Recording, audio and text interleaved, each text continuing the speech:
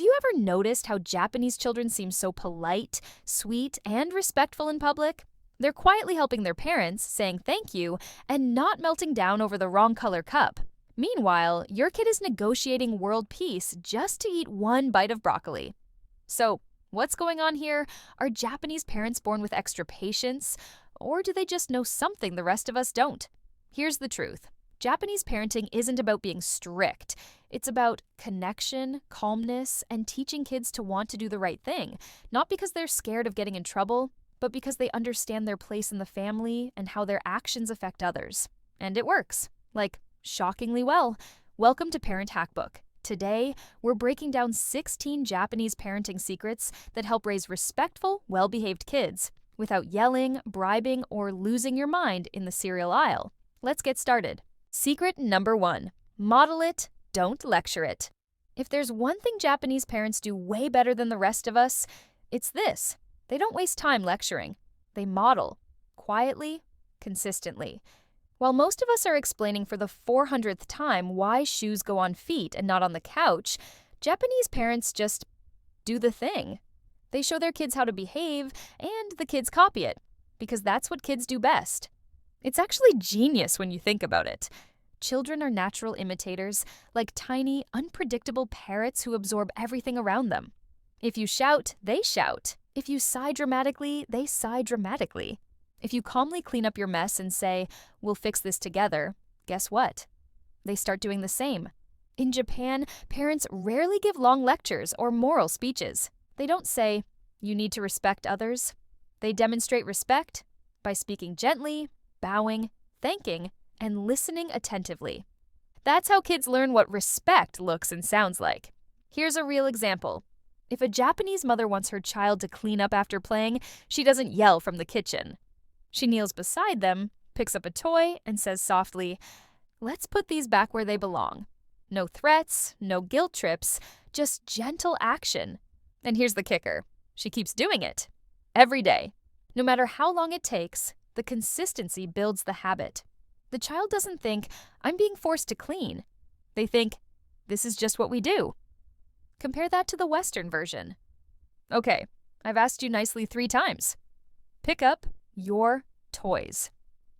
Followed by the speech, the sigh, and the eventual rage cleaning session that ends with everyone crying, including you. Japanese parents skip all that drama. They believe that if you show calm, they'll learn calm. If you show patience, they'll learn patience. And when kids grow up seeing calm adults handle everyday stress, it becomes their default setting, not something you have to yell into them later. That's why you'll almost never see a Japanese parent lose it in public. It's not because they never get frustrated. It's because they know their reaction teaches more than their words ever will. A meltdown met with calm teaches regulation. A mistake met with understanding teaches accountability. It's quiet power. No sticker charts required. So next time your child ignores you for the 3rd time, try this little experiment. Don't explain, don't threaten, don't bribe. Just do the thing. Model what you want to see, slowly, visibly, and consistently. It feels weird at first, almost like you're pretending to be calm when you're not. But your child's brain is watching, not your tone. And if they see you doing it over and over, that behavior eventually becomes theirs. Because in Japanese parenting, the lesson isn't spoken, it's lived. Secret number 2. Amae, the trust phase. There's a word in Japanese you don't really find in English, amae. It roughly means dependence, but not in the clingy, helicopter parent kind of way. It's about letting your child fully depend on you in those early years, so they feel 100% safe, emotionally, physically, and mentally, before you ever ask them to be independent. Sounds simple, right? But here's the twist. It's the opposite of how a lot of Western parents do it. Here, we're told, teach them independence early. Let them cry it out. Make them self-sufficient by age 2. Meanwhile, Japanese parents are like, relax, let them cling. They'll walk away when they're ready. And they do. Because when a child feels completely secure in your care, they don't need to fight for attention. They're not acting out for reassurance. They already have it. Think of it like emotional Wi-Fi. If the signal at home is strong, they don't keep wandering off looking for connection elsewhere. In Japan, that deep trust starts from birth. Mothers stay physically close to their babies, respond quickly to cries, and share routines that emphasize warmth and presence. Even as kids grow, that closeness continues. It's not spoiling, it's the foundation of emotional safety. Here's what that looks like day to day. If a toddler falls, the parent doesn't shout, "You're fine," or run over panicking. They walk over calmly, offer a quiet hug, and just be there. No big drama, no lecture about being careful next time, just silent reassurance. "You're safe, I'm here, let's try again." And because of that consistency, Japanese kids develop what psychologists call secure attachment, which sounds clinical, but it's basically the "my kid actually listens because they trust me" effect. By the time they hit school age, that sense of security turns into self-discipline. They want to behave, not because they're scared of punishment, but because disappointing a parent they deeply trust feels worse than any timeout ever could. Meanwhile, many of us in the West are stuck in a weird loop of "be independent," followed by "why don't you ever listen to me?" It's like yelling at a Wi-Fi router that keeps dropping out. The signal was never strong to begin with. Amae flips that. It says, depend first, detach later. Connection before correction.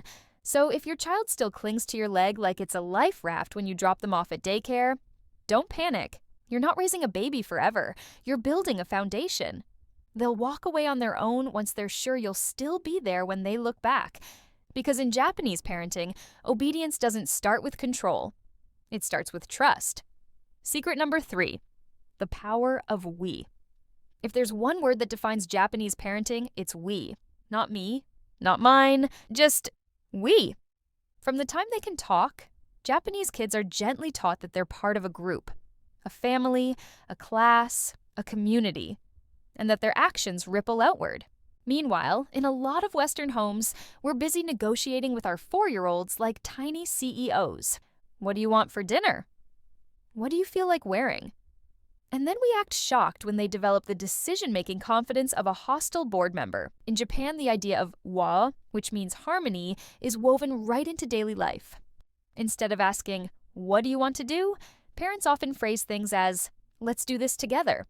It sounds small, but psychologically it's huge. It shifts kids from self-focus to team focus. Here's what that looks like in action. If a child is being loud in a restaurant, a Japanese parent doesn't hiss, "Stop it, you're embarrassing me." They whisper, "Let's use our quiet voices so everyone can enjoy their meal." The rule isn't about control, it's about kindness. And because that we language is used from day one, kids learn empathy without a single PowerPoint presentation about feelings. They grow up asking, "How will this affect everyone else?" instead of, "What can I get away with?" Now, imagine if you tried that same strategy at home. Instead of yelling, "Pick up your socks," you say, "Let's keep the living room clean so we can all relax." Sure, they might still ignore you at first. They're kids, not monks. But over time, the brain makes the connection. Clean room equals calm home equals happy parents equals everyone wins. This is where Japanese parenting hits different. It's not about authority, it's about belonging. Children who grow up feeling they belong naturally want to cooperate, because helping the group feels like helping themselves. Meanwhile, in the West, we sometimes mix up independence with isolation. We say, "You need to learn to do it yourself," but then wonder why our kids act like they're on a one-person survival show called Defiance Island. Japanese parents flip that script. They start with we so their kids can handle me. They teach that freedom works best when it respects everyone else's. So next time your kid says, "Why do I have to?" try answering, "Because we all depend on each other." And if they roll their eyes, just smile. That's step 1 of learning social harmony, with a side of teenage attitude. Because in Japan, obedience isn't about submission, it's about cooperation. And when you raise kids who care about the we, you end up with adults who respect the world. Secret number 4, praise quietly, correct gently. Here's something you'll never see in Japan. A parent clapping like a game show host because their kid ate 1 pea. In Japanese parenting, praise is quiet, subtle, and meaningful. It's not about "you're the best" or "good job, champ" every time a child breathes correctly. It's more like "you worked hard" or "that was thoughtful." Short, calm, and straight to the point. Because here's the thing, Japanese parents aren't trying to build ego. They're trying to build effort. In the West, we love to hype kids up like motivational speakers at a cereal commercial. Wow, you drew a circle. You're a future Picasso. Then the next day, they draw a slightly lopsided circle and spiral into an identity crisis. Why aren't you cheering this time, Mom? Japanese parents take a completely different approach. They don't praise the result, they praise the process. It's not "you're so smart," it's "you worked hard," not "you're the best," but "you tried your best." That one small shift changes everything, because when you praise effort, kids learn that progress is what matters. They don't fall apart when something's hard, they keep going. And that's not just feel-good philosophy. It's psychology. It's literally how self-discipline forms. When effort equals pride, kids stop needing a parade every time they do something right. They start doing it because it feels good to do it right. Now, let's talk about correction. Because Japanese parents are just as gentle when things go wrong. They don't use embarrassment, yelling, or those public "what did I just say" stares that could curdle milk. They correct softly, almost like a whisper. They'll say, "that wasn't kind," or "let's try again." And then they move on. No long guilt speech, no "I'm disappointed in you" TED Talk.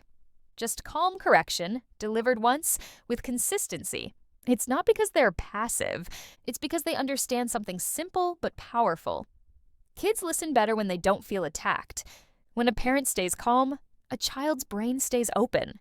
They can actually hear what's being said instead of going into fight or flight mode. You've seen it. You yell, they shut down. You talk gently, they process it. It's like magic, but it's actually just biology. Here's what this looks like in real life. Let's say a child spills milk all over the floor. A Japanese parent won't shout, "How many times do I have to tell you to be careful?" They'll say, "Oops, let's clean this together." Lesson delivered, responsibility modeled, nervous system intact. So, if you want to try the Japanese way at home, here's the hack. Dial down the volume, dial up the meaning. Praise the effort, not the outcome. Correct gently, not dramatically. Because kids who grow up with calm correction and sincere praise don't crave external validation. They build internal motivation. They don't need constant clapping from the sidelines. They already believe they can do it. Quietly. Secret number 5, let consequences do the talking. Here's a phrase that could save every parent's sanity. Let reality parent for you. Japanese parents are masters of this. They rarely use punishments, timeouts, or long, emotionally draining lectures that start with, "When I was your age." Instead, they let natural consequences do the work. If a child refuses to wear their coat, they go outside and get cold.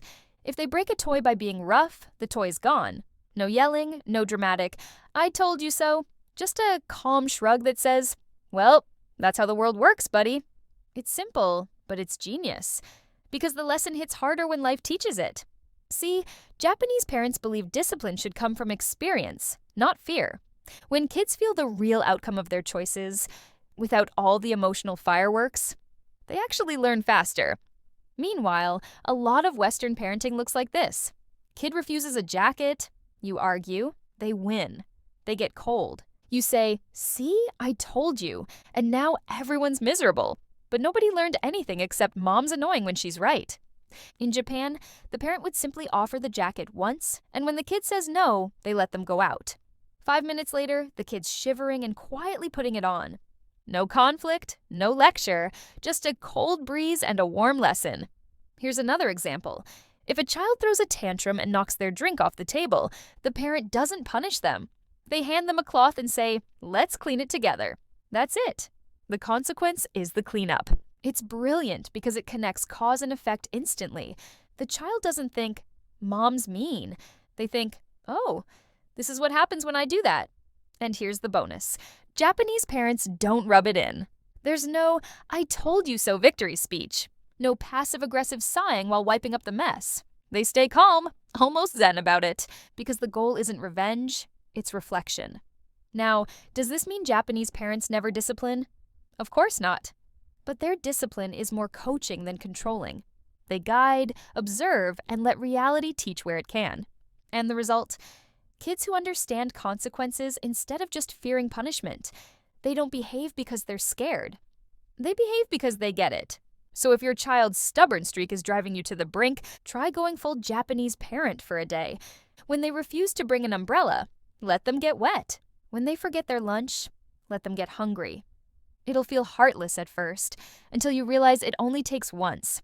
Because nothing says lesson learned quite like soggy shoes and an empty stomach. Secret number 6, gentle persistence, aka Jedi patience. If Japanese parents had a superpower, it would be unshakable calm. They don't do yelling, they don't do counting to 3. They do something far more powerful, gentle persistence. It's basically Jedi-level patience. You won't hear, "I said get in the car!" shouted across a Tokyo playground. Instead, it's, "We're leaving soon? Would you like to walk or skip?" Same boundary, different delivery. And somehow, it works. See, Japanese parents don't see parenting as a series of battles to win. They see it as a rhythm, a calm, steady repetition of expectations, without the emotional fireworks. Because when you explode, your kid learns one thing: yelling equals power. But when you stay steady, you stay in control. And they have to adjust to you. Here's how it plays out. A child refuses to leave the playground. A Western parent might plead, negotiate, threaten, and eventually carry them out under one arm like a wriggling beach octopus. A Japanese parent, they kneel down, make eye contact, and say softly, "I know you're having fun, but it's time to go. Would you like to slide one more time or say goodbye to the swings?" They give the child a choice within the boundary, not around it. Here's the key. They don't budge. If the child protests, they calmly repeat the same line. No shouting, no sarcasm, no frustration, just steady, respectful persistence. Why does it work? Because children test boundaries to find where the wall is. If that wall keeps wobbling, yelling 1 minute, giving in the next, they'll keep pushing. But when the wall is calm, clear, and unmoving, the pushing stops. Japanese parents understand this beautifully. They'll wait it out with monk-like composure. It's not a power struggle. It's an exercise in emotional endurance. And here's the funny part. It's not that Japanese parents never lose patience, they just know that staying calm saves time later. Every meltdown they defuse gently now prevents 10 meltdowns next week. Meanwhile, most of us are out here threatening to turn the car around when we're already halfway down the highway. Gentle persistence works because it teaches kids consistency and respect. They learn that no really means no. But they also learn that their feelings are seen and heard. That combination builds trust and obedience without the shouting. Here's a real-life example. A mother in Tokyo told her 3-year-old it was bedtime. He said, "No." She smiled, nodded, and said, "I know. You want to play more? We'll play tomorrow. Now it's time to sleep." He protested again. She repeated it calmly. By the 3rd round, he was climbing into bed himself. No bribes, no threats, just calm repetition, like a peaceful parental robot. And honestly, it's inspiring. Because that kind of patience doesn't just calm the child, it calms the entire house. There's no yelling echoing through the walls. No tense silence after, just a quiet rhythm that everyone learns to trust. So next time your child ignores you for the 5th time, don't raise your voice. Lower it. Repeat the expectation calmly, and repeat it again and again and again. They'll eventually listen, not because they were forced to, but because they realize the calm wall isn't moving. That's the Japanese way. Less control, more composure. Because true authority doesn't need volume, just Jedi-level patience. Secret number 7, the art of silence. If gentle persistence is the Japanese parent's superpower, then silence is their secret weapon. In Japan, silence isn't awkward. It's intentional. It's a pause, a reset, a chance for reflection. Meanwhile, in most Western homes, silence usually means one thing. Someone's in trouble or something's broken. But Japanese parents use silence strategically. They don't lecture every mistake. They don't narrate every behavior like a sports commentator. They simply stop, watch, and let the quiet do the talking. And believe me, that quiet hits harder than any raised voice ever could. Here's how it works. When a child misbehaves, a Japanese parent won't immediately react. They take a breath, observe, and give the moment space. Then, If the child realizes what they've done wrong, they let that realization land. If not, the parent will say something calm and short like, "That wasn't kind," and then go right back to quiet. No emotional overload, no 10-minute lecture that turns into a podcast. Just silence. Because silence gives the child something that yelling never does. Time to think. Let's be honest. In most households, silence is terrifying. When we're quiet, our kids think we're plotting. When they're quiet, we think they're coloring the walls or shaving the dog. But in Japanese homes, silence is normal. It's respect, it's space, it's emotional breathing room. And here's the genius of it. It makes kids more self-aware. When you stop reacting to every mistake, they start reacting for themselves. They notice when something they did caused disappointment. And they adjust.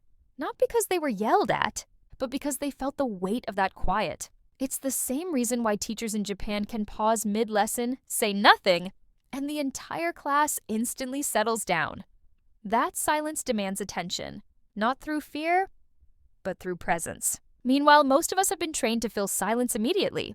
We over-explain, over-correct, and over-analyze.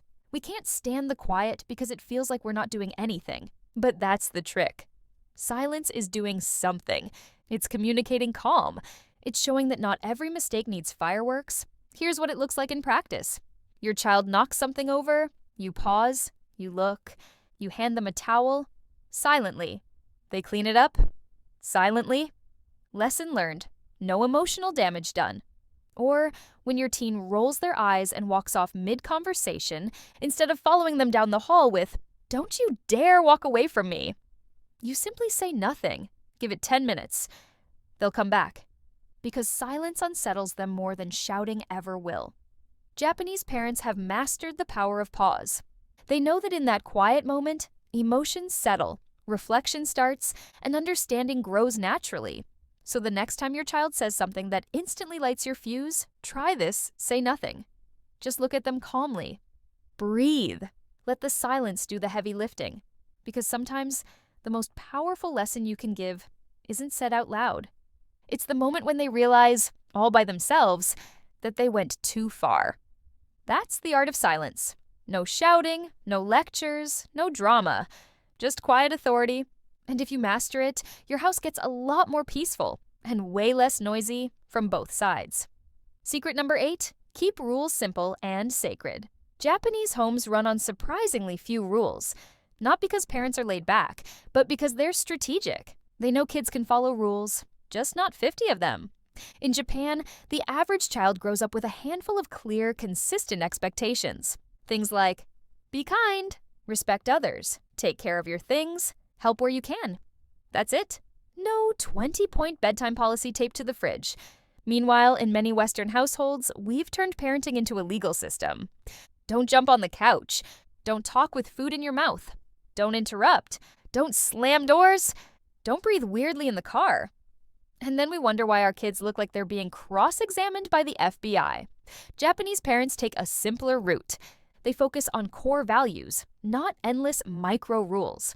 When rules are few but meaningful, kids actually remember them, and shockingly, follow them. Here's the psychology behind it. When a rule exists for everything, every rule loses importance. But when only a few rules exist, they carry weight. They become part of the family's identity. So, be respectful isn't just a command. It's who you are. Picture this. Your child spills juice. A Western parent might fire off 8 rules at once. Don't play at the table. I told you to use both hands. Look at this mess. Now grab a towel. Not that towel, the other one. Meanwhile, a Japanese parent just says, let's clean together. One rule, take responsibility. Simple, memorable, effective. It's not laziness, it's clarity. Kids can't follow what they can't track. And once they learn the few key rules that truly matter, everything else falls in line. Another thing Japanese parents do differently.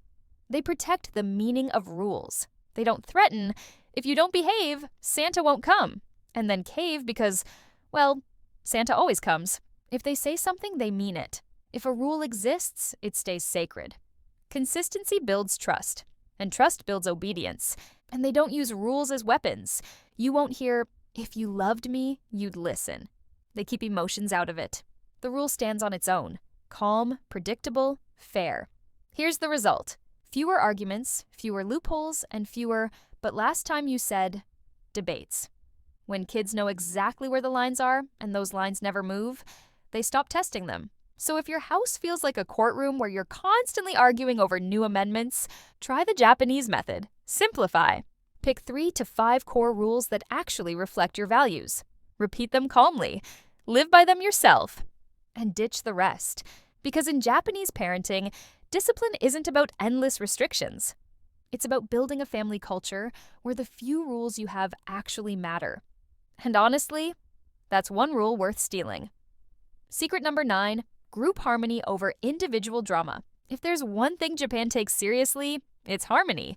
Not just in music or aesthetics, but in daily life. It's called wa. And it basically means keeping peace within the group. And yes, that includes children. From the time they can walk, Japanese kids are gently taught, you're part of something bigger than yourself.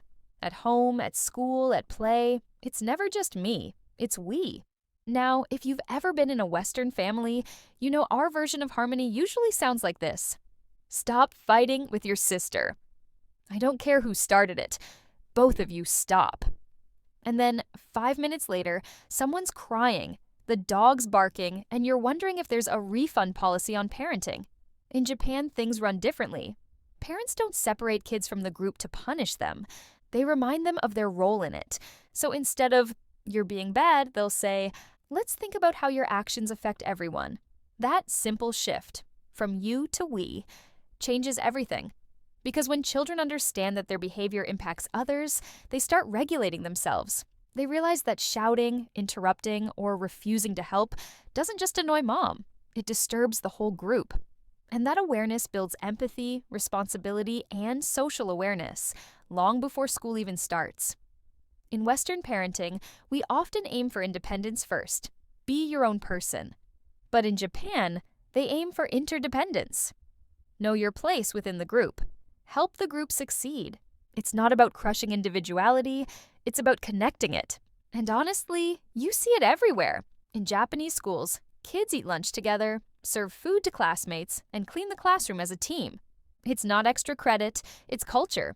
They learn early that community isn't just something you join, it's something you maintain.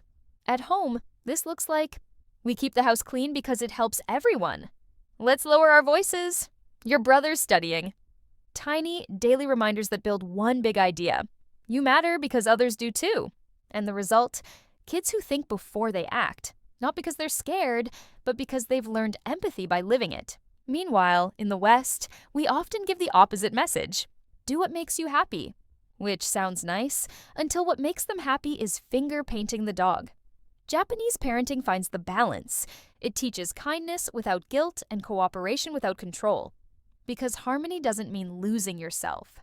It means being the best version of yourself for the group you love. So next time your child refuses to share or insists on doing something that ruins everyone else's peace, try a new line. Let's make this easier for everyone. It's calm, it's inclusive, and it plants that we mindset that Japanese parents rely on. Because when kids grow up believing they're part of something bigger, they stop fighting for attention and start contributing to the peace. And that's not just harmony, that's parenting magic. Secret number 10, the chore code. In Japan, the words clean your room don't start a war. They just mean clean your room. Imagine that. Japanese kids grow up doing chores from the moment they can hold a rag. And not as punishment, as purpose. In kindergartens across Japan, children wipe tables, sweep floors, water plants, serve food to classmates, and even clean the school toilets. And no, they're not being exploited, they're being empowered. Because Japanese parents know something most of us forget. Responsibility builds pride. Meanwhile, in a lot of Western households, chores are treated like cruel and unusual punishment. Why should I take the trash out? It's not my turn. Or, I'll do it later. Translation, never. But in Japan, there's no argument. Helping isn't optional. It's expected.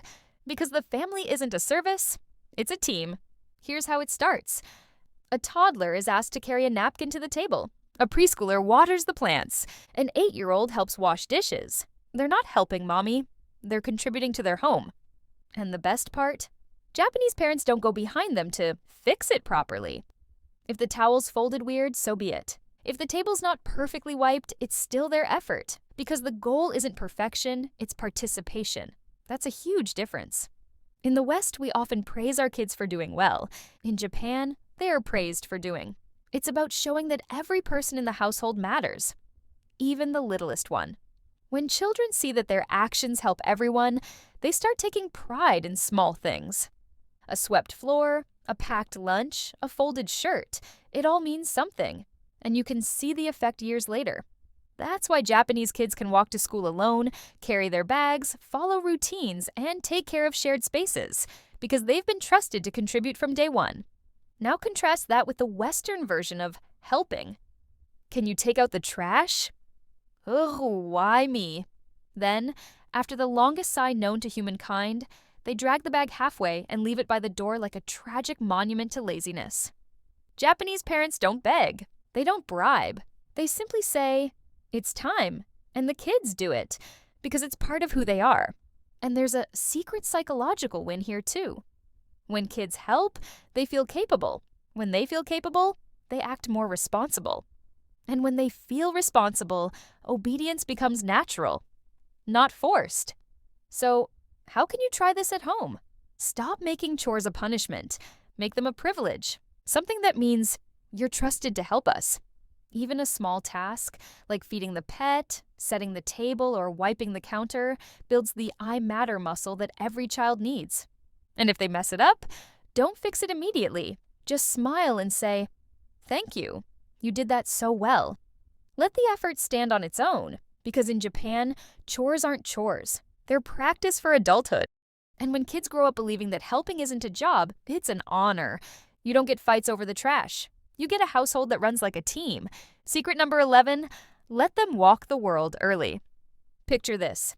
You're in Tokyo and you see a 6-year-old, maybe younger, walking to school alone.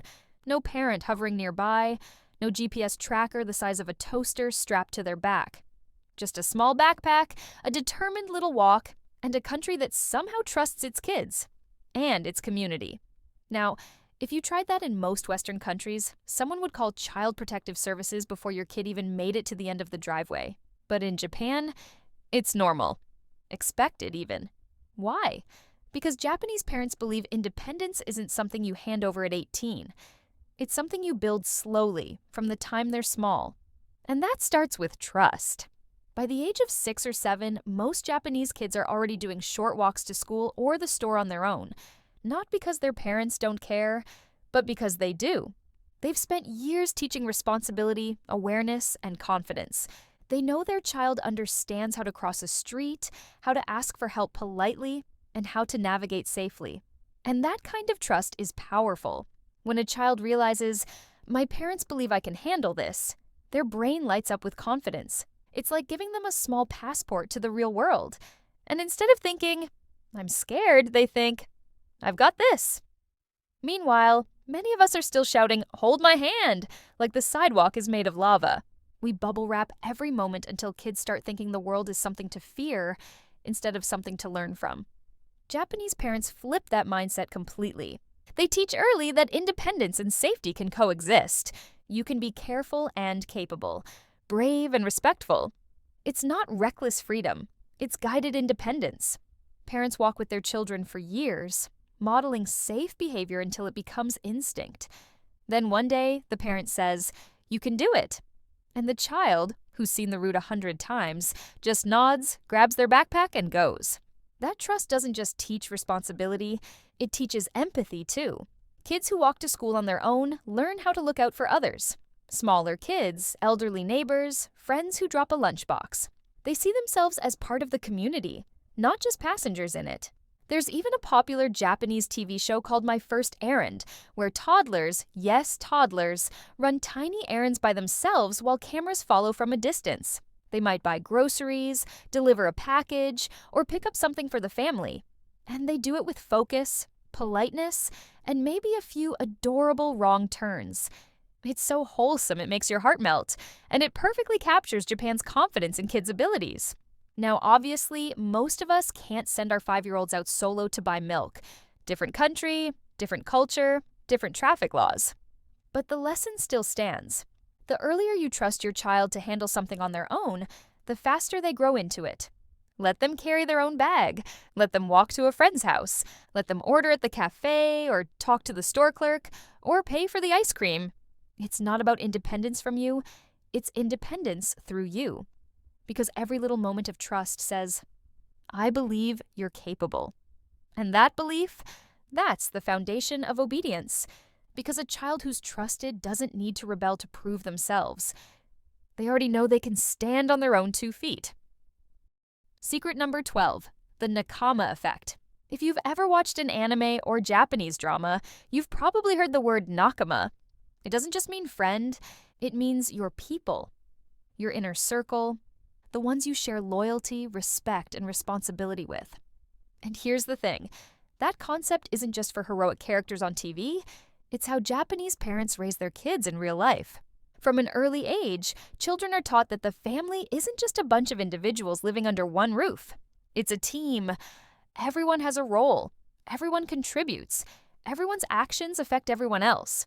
It's the same principle that carries through Japanese schools and workplaces.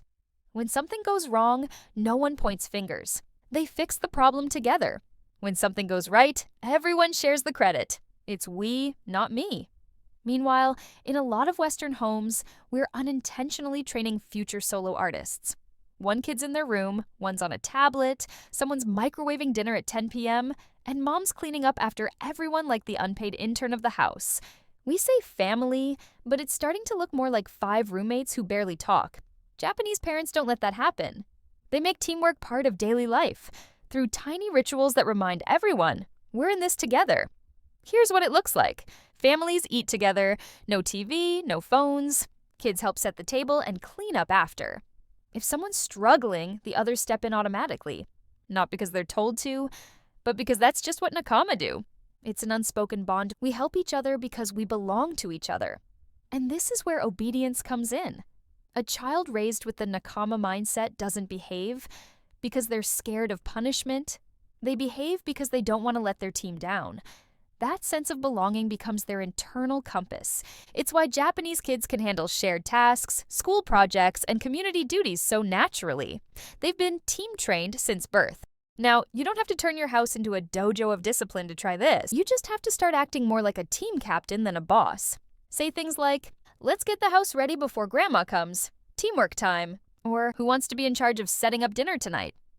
Or my personal favorite, if we finish cleaning early, we all get ice cream. You shift the tone from orders to missions. And suddenly, kids go from resisting your direction to joining your mission, because it's shared. Even little things make a difference. Label chores with fun titles like Snack Manager or Toy Supervisor. Give kids ownership, not commands. It transforms resistance into pride. Because here's the secret behind the secret. Japanese parents don't raise obedient kids, they raise loyal teammates. And when children see themselves as part of something bigger, they naturally act in ways that protect and support it. That's the nakama effect. It's what turns chaos into cooperation, siblings into teammates, and a house full of noise into a family that actually feels connected. So next time you catch yourself saying, "Why can't you just listen?" Try rephrasing it. "Hey, we've got a team problem. Let's solve it together." Because nothing motivates a child faster than knowing they're an essential part of the team, and that you trust them to help lead it. Secret number 13. Teach empathy first, manners second. If you've ever been told, "say thank you" for the 10th time at a family barbecue, and your child still blurts out something like, "Why is her face weird?" You'll love this one. In Japan, parents don't teach manners first. They teach empathy. And the manners naturally follow. See, in the West, we usually teach politeness like a script. We say please, say thank you, don't interrupt, smile. Kids memorize the words but not the why. It's like training a parrot. Very polite, very cute, zero context. Japanese parents go about it completely differently. They start by teaching children to feel how others feel, to notice body language, to sense when someone's tired, sad, or left out. Only then do they add the polite phrases. because now the words have meaning. So instead of say sorry after a toy snatching incident, a Japanese parent might gently guide, look at your friend's face. How do you think they feel? The child connects the dots. Hurt feelings, arrow apology, arrow harmony restored. It's empathy first, manners second. And here's the best part. It actually works. Because when kids understand the feeling behind the behavior, they don't just follow rules, they live them. They don't say thank you because you told them to. They say it because they feel grateful. They don't share because they were threatened with Santa's watching. They share because they can see someone else's joy. It's emotional intelligence disguised as politeness. Now, it's not always picture perfect. Even Japanese kids have their I don't want to share days. They're still kids. But because empathy is part of their foundation, those moments resolve faster. They're not obeying for approval. They're acting with awareness. And here's where Western parents can steal this trick. Stop treating manners like a checklist and start treating them like a conversation. Instead of barking, say thank you, try, did you notice how Grandma smiled when she gave you that cookie? What could you say to make her smile again? Boom, you just built empathy, not obligation. Or instead of don't interrupt, say, let's listen to what Daddy's saying. He'll listen to you next. That's turn-taking with understanding. Japanese parents don't separate emotion from behavior. They use one to teach the other. They model compassion, speak calmly, and narrate feelings as they go. They're raising kids who aren't just polite, they're kind. And kindness sticks longer than good manners. A child who feels empathy doesn't need constant reminders to be nice. They just are. So the next time your kid forgets to say thank you or interrupts mid-sentence, don't panic about politeness. Pause, connect, and help them see the feeling behind the moment. Because please and thank you sound good. But empathy, that's what makes them mean something. Secret number 14. Emotional calm is contagious. You ever notice how your kid's mood can change your entire house in 5 seconds flat? They're upset. Suddenly everyone's tense. They're giggling and suddenly everyone's laughing. It's like living with a tiny emotional DJ who controls the vibe. Well, Japanese parents figured that out a long time ago. They just flipped the direction. Instead of absorbing their child's chaos, they project calm. Because in Japan, emotional control isn't about suppressing feelings. It's about modeling how to manage them. When a child starts melting down, a Japanese parent doesn't match their volume. They don't start yelling over the noise like they're auditioning for a soap opera. They stay quiet, grounded, and calm, like a human pause button. And slowly, the child's nervous system sinks to that energy. The breathing slows, the body relaxes, the storm passes. No punishment, no power struggle, just emotional regulation by example. Here's the science behind it. Kids' brains mirror the emotions they see most often. If they see anger, they internalize anger. If they see calm, they internalize calm. It's called co-regulation, and it's basically emotional Wi-Fi. Whatever signal you're broadcasting, your child is downloading. So when a Japanese parent stays composed through chaos, they're not being saintly. They're being strategic. They're teaching the skill most adults wish they had, how to stay grounded when everything's falling apart. And let's be honest, that's hard. Because every parent knows that moment when your kid's crying, you're running late, and you're 2 seconds from yelling, "Why are you like this?"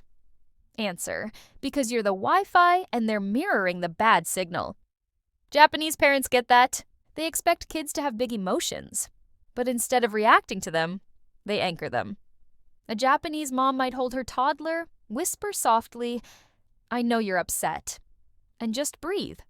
No lecture, no threats, just quiet presence. That calm becomes contagious. The child learns that emotions are not emergencies. They're waves.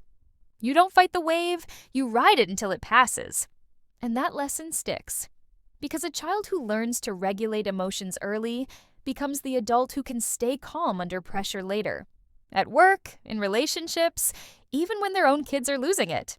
So how can you steal this trick? Try being the thermostat, not the thermometer. Don't reflect the chaos. Set the temperature. When they yell, whisper. When they panic, breathe slower. When they lose control, lend them yours. It's not easy, but the payoff is massive. You'll find that your child starts mirroring your calm instead of your stress. And the more you practice it, the easier it gets, Manikon, for both of you. Because in the end, calm isn't weakness. It's quiet power. And in Japanese parenting, that power doesn't just discipline, it heals. Secret number 15. Calm environments equals calm kids. Here's something Japanese parents know that the rest of us are still pretending not to notice. Chaos breeds chaos. If the house looks like a toy factory exploded, the TV's blaring, someone's blending a smoothie, and your kid's tablet is screaming cartoon theme songs at full volume. Yeah, no one's finding inner peace in that. Japanese parents understand this on a deep level. They believe the environment shapes the mind, so they design calm surroundings. Not fancy or minimal for Instagram, just peaceful. Spaces where a child's nervous system can actually breathe. Walk into a Japanese home, and you'll notice no mountain of plastic toys, no flashing lights, no "let's see how loud this toy can get before we throw it out" moments. There's order, simplicity, a place for things, and space for calm. And it's not about perfection, it's about energy. When the room feels peaceful, kids feel peaceful. When the space is chaotic, they act chaotic. It's that simple. One Japanese mother described it like this: a messy room makes a messy mind. And honestly, ouch, but true. Meanwhile, in most Western households, we're drowning in overstimulation. Bright colors, background noise, piles of stuff, 1,000 reminders of everything we haven't done yet. It's no wonder our kids can't sit still. Their environment is basically yelling at them. In Japan, parents try to keep visual noise to a minimum. Toys are stored neatly and rotated, not scattered everywhere. Rooms are open, calm, and predictable. Even colors are softer: light wood, white walls, warm lighting. The goal isn't aesthetic, it's balance. And here's the key: it's not just about decor, it's about emotional flow. When things are tidy and routines are smooth, everyone feels safer.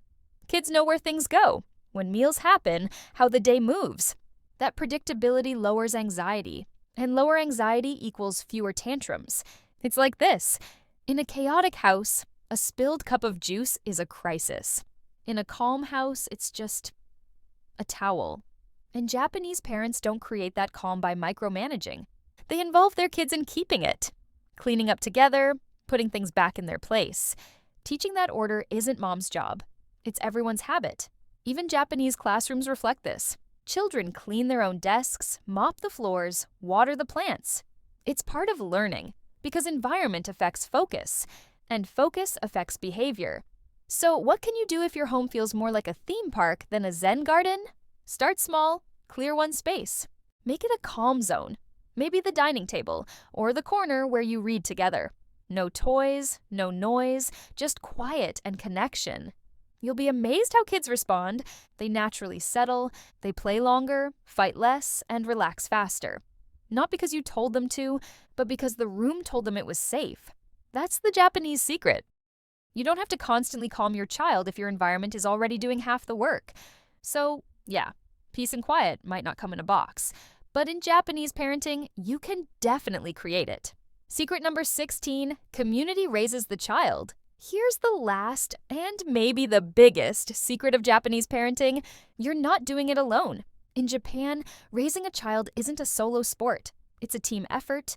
Parents, teachers, grandparents, neighbors, everyone plays a part. It's the unspoken belief that every child belongs to the community, not just to one household. And it shows. If a child drops their lunchbox in the street, strangers will stop to help. If a toddler runs off in a shop, someone nearby instinctively guides them back. There's no eye-rolling, no not my problem energy, because helping raise the next generation is everyone's problem. It's what they call collective responsibility. And it builds kids who grow up knowing they're seen, supported, and accountable. Not just to their parents, but to their world.